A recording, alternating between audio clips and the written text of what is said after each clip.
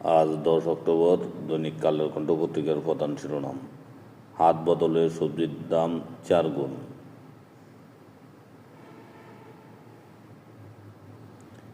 সন্ত্রাস বিরোধী আইনে নতুন করে দমন-পীড়ন, বাংলাদেশ প্রসঙ্গে এইচআরডব্লিউ।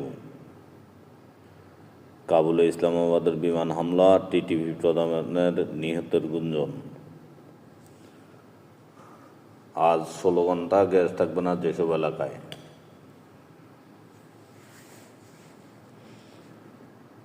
স্বাস্থ্যসেবার বাইরে 95% রোগী। বিশ্ব মানসিক স্বাস্থ্য দিবস আজ।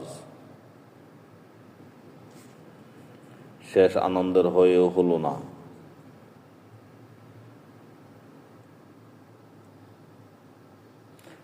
এবার শঙ্কা উড়িয়ে এলো স্বস্তি, রাকসু নির্বাচন।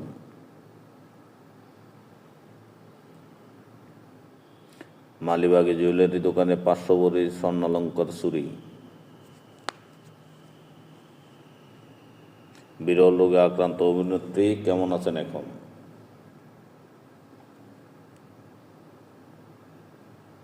চায়ের কাপে উঠছে ঝড়, ভোটের হাওয়া রাঙামাটি।